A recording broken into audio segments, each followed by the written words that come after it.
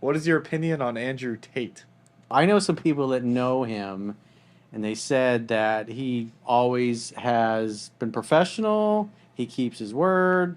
He treats the women that he's interacted with, that these friends of mine know, well. However, there are plenty of clips on the internet. We're actually podcasts, like the Full Send podcast. If you watch the whole thing, and there was a couple others where he was talking about his webcam business, and so he's laughing about how he would have these women. I guess when he first started, like the first three or four that he had were like ex-girlfriends of his. They started working as webcam girls, and he said at first when the girls would talk to the guys, it's like nothing would happen. The dudes wouldn't send any money or anything. So he says we unplugged the girl's keyboard, and we had me or some of the other guys, in other words, men, pretending to be the woman. So what I did is I unplugged their keyboards and plugged a new one in from me behind the screen. So the chicks would sit there and hit a keyboard that wasn't plugged in.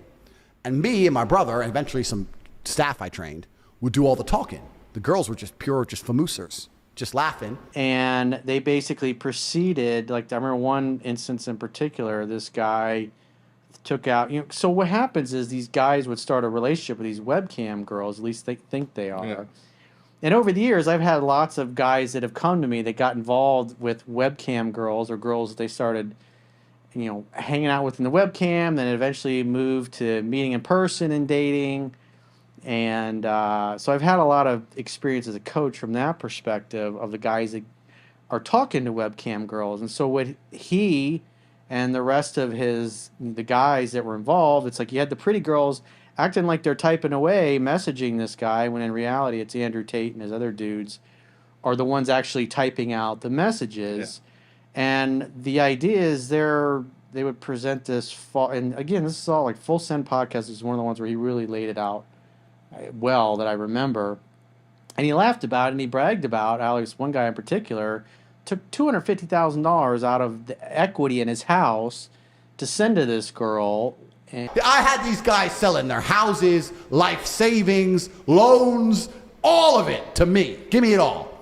Because he's thinking that she'll be able to pay off her debts and get her visa, and then she can come and they'll be together. Now, most people here now will think, well, that's kind of delusional to think that a webcam girl is going to hang out with you. But that's one of the worst ways that you can swindle and fuck somebody over, is to manipulate them emotionally, especially using a pretty girl to basically make a guy believe that he's talking to a genuine person.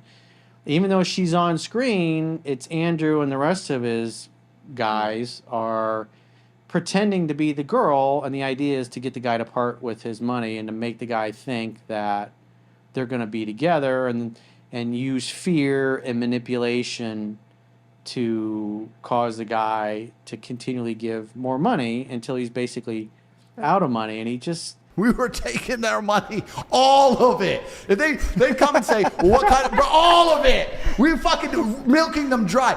So when you hear that he's basically swindling like a fucking psychopathic criminal would do, swindling people out of a lot of money, $250,000, and laughing about it as if that's some kind of big accomplishment. And when he talks about politics and masculine and other things, I totally agree with the majority of the things that he said.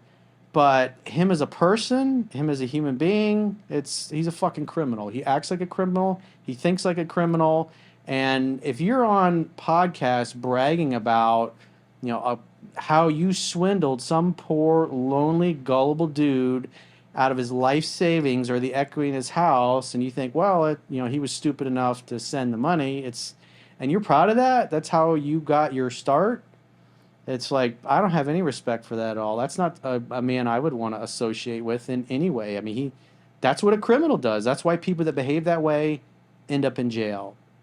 And so, you can't outrun karma. You can't go around swindling, I don't know how many men he did this to throughout the world, where he literally swindled them out of, a group of dudes, I don't know how many, millions and millions of dollars under false pretenses. And that's how you built your life and you built your business, is screwing people over and stealing their money and making them pretending that they're talking to a girl that this guy's emotionally getting wrapped up and invested in. And every guy that's ever had his heart broken knows how excruciatingly unpleasant it is to go through a breakup. And to be doing that to another human being, especially men, it's like, I have zero respect for that. That ain't a man. That's a criminal. That dude belongs in jail. If that's the kind of shit that he's doing and bragging about it and he thinks it's funny, and also he laughed about it, he didn't really feel any remorse for it. You feel bad or no? Fuck no. To give a solitary fuck. It's like, I don't have any respect for that guy. He's just a common criminal, a common thief. And, you know, you look at, I mean, we go back to like Al Capone. Al Capone was a gangster. The other thing with Andrew, he's always saying how he's the top G. Top G is for top gangster. In other words, as Maya Angelou said, when somebody tells you who they are, believe them the first time. So if he's the top gangster of all gangsters because he's swindling dudes out of their life savings by having women and men on his team basically manipulate these guys, it's like, that dude has zero integrity. That's not a man. That's a dude that belongs in jail and away from the general public. And all the stuff that's going on in Romania, I don't know what the deal is with all that. I know I guess they filed charges. You know, he deserves to have his day in court, but I mean, you look at Al Capone. Al Capone did not get brought down for his bootlegging or the St. Valentine's Day massacre that him and his gang pulled off, but they went after him and used the tax code because that was the only thing they could really get Al Capone on, because anybody that got in the way just got murdered or got paid off or bought off. And so they went after him for tax evasion, and that's how they eventually put Al Capone in jail.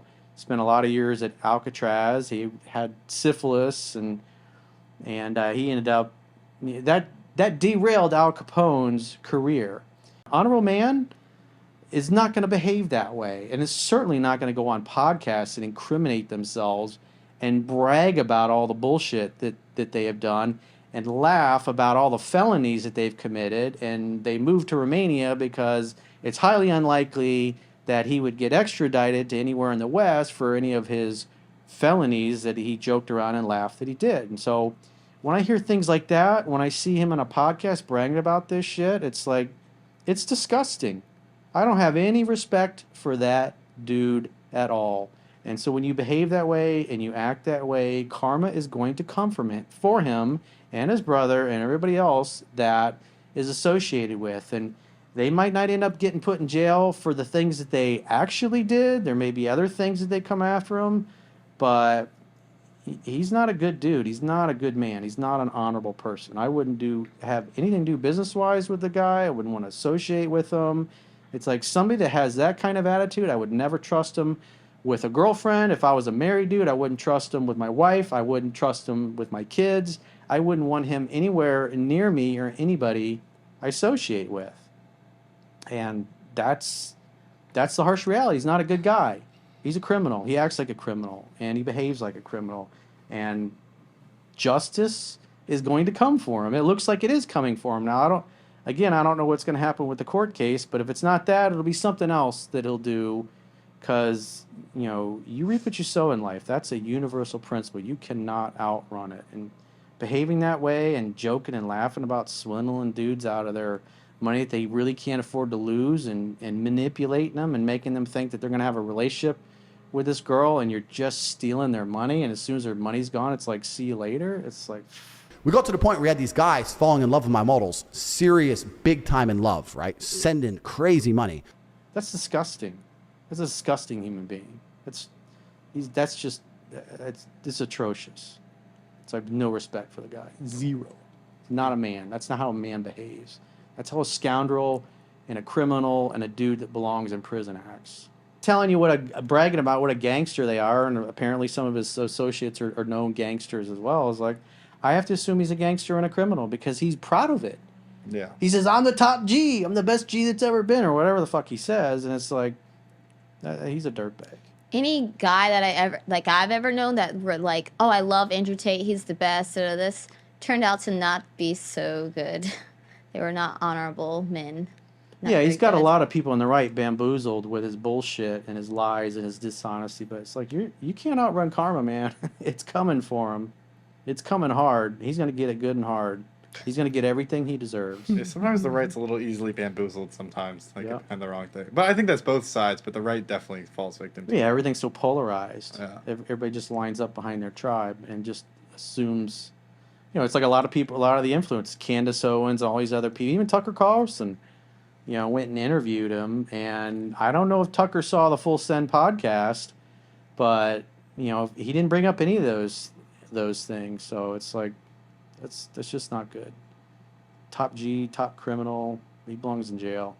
Last week we went in depth and discussed. We're talking about the Full Send podcast, where he's basically laying out how he would, in essence, scam men, gullible men, out of all of their equity in their house, because these guys are sending money thinking that they're going to rescue these girls from their bad situations, pay their debts off, and then they're going to live happily ever after. And it's just a horrible way. It's like one of the worst ways you can manipulate people. So Abba and Preach, who I found out about these guys in the last few months, and I've watched some of their clips, and what I like about them is that they seem to be telling it like it is. They just like, what's the evidence? Here's the facts. This is what we got. And so they did a short video this past week, and the title of it, which you should go check out on their channel, was New Leaks Show Group Chats of Andrew Tate Bragging About Trapping Women. And so these are conversations that are happening between Tate and some of the people that are part of his university. I think they're called the War Room. And so it's like a course basically teaching other guys how to, in essence, entrap women through the lover boy method, which he's been accused of, and it's all been laid out by the prosecutors in Romania. And I guess there's other governments involved in this, because he did it across state lines, and he's always, bragging about it, how he's the top G. And, one of the guys that I forgot to mention last week for you in the context of the video, there was a guy that took over the Gambino crime family.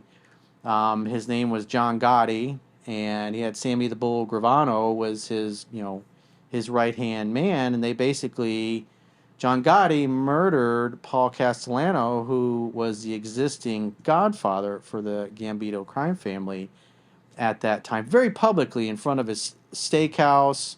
He was there, I guess, with his bodyguard, so he had a routine. He always went to the same place to eat, ate at the same table. He always had the bodyguard, and so I guess, a couple of his hitmen basically showed up and shot to death Paul Castellano and his bodyguard. And it was all over the networks. It was all over the whole country, because it was so public and so brazen.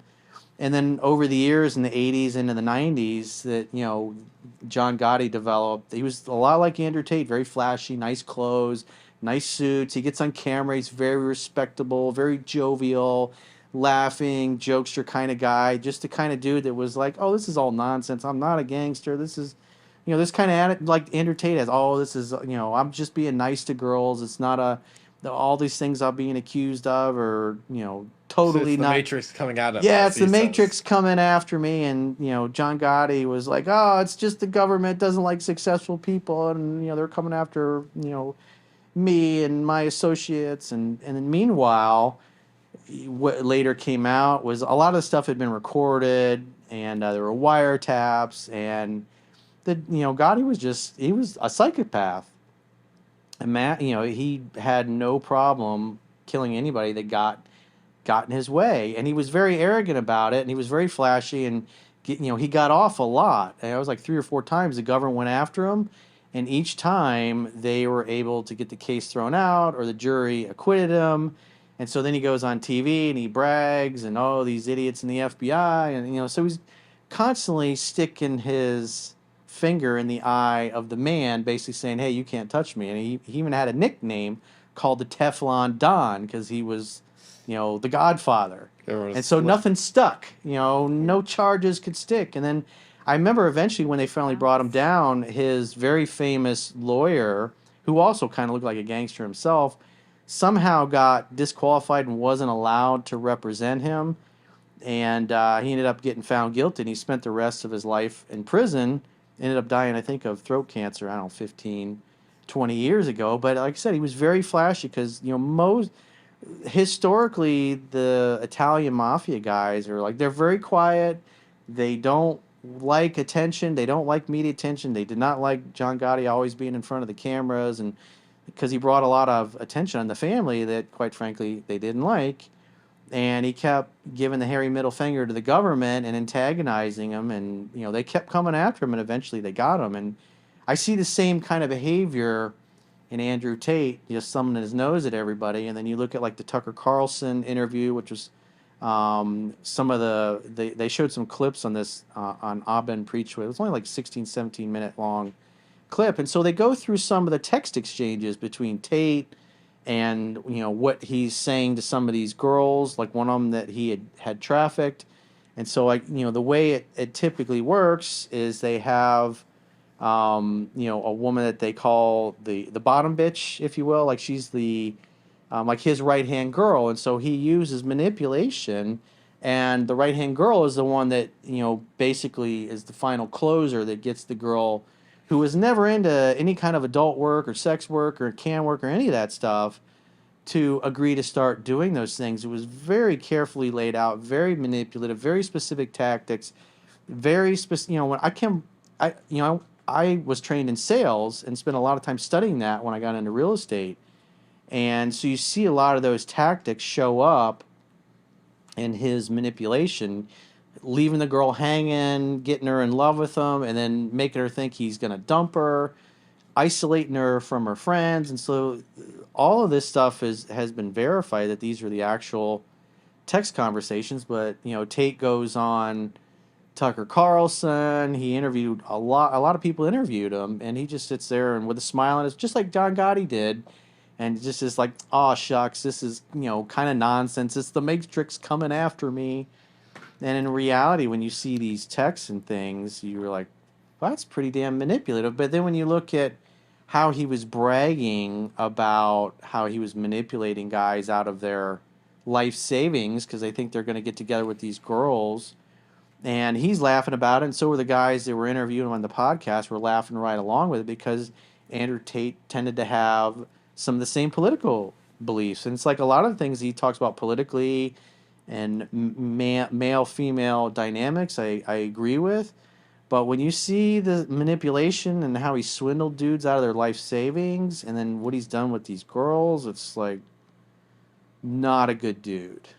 So, Erica, Jocelyn, as women, you heard all the texts because we just all sat and watched this clip together. What do you guys think? Vulgar way that he was describing this woman to his bros, which were the war room members that were paying to learn how to be a trafficker, basically. Correct. Was absolutely disgusting. Yeah, she was just very much objectified, yeah. And I mean, It's true. I don't care if it's a woman or a man who is being spoken about like that. You don't do that to a human being. You don't put them in a situation where you're about to destroy their life. I mean, yeah, in that text exchange, he was like he got her to move away from her hometown, literally cut off from her all her you're friends alienating and family. her. He says I almost feel evil. He says, but I'm a shepherd. She's definitely got a god complex. Sheep.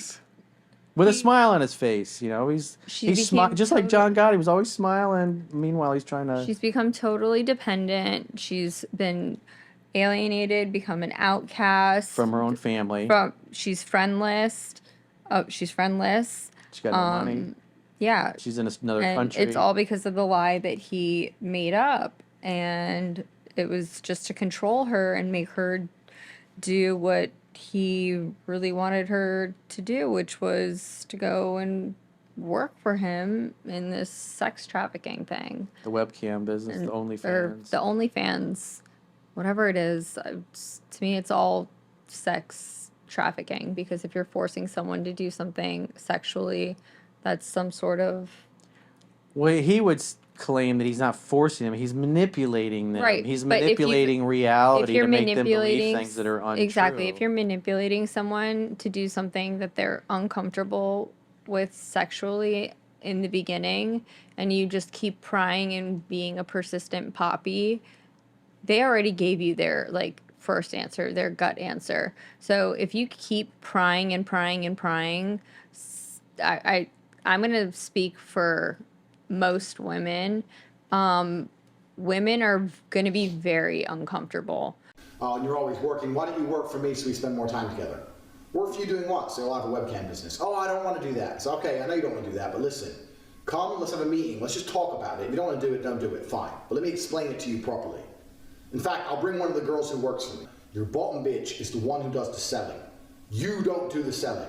The girl has to hear it from a girl.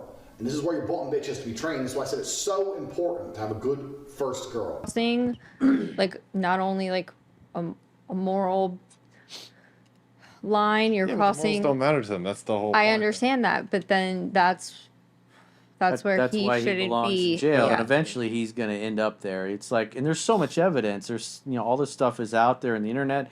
He's made videos. He's done podcasts where he literally And laid it out and like spelled it out. Yeah, he states that he's flying women out, that You he get a PhD, gets them pimp and hose to like him, and that he falls in, like he gets them to fall in love with him, and then he makes them work for him so that he can make a profit.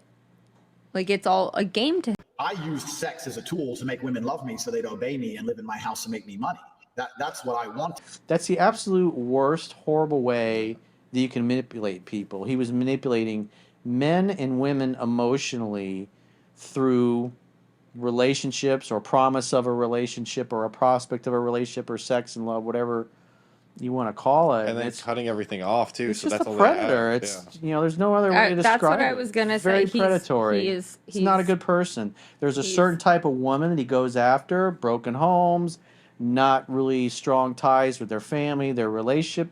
So it's very easy to alienate her from her family and isolate her from them because of what he the lifestyle, the picture of Ibiza that he sends.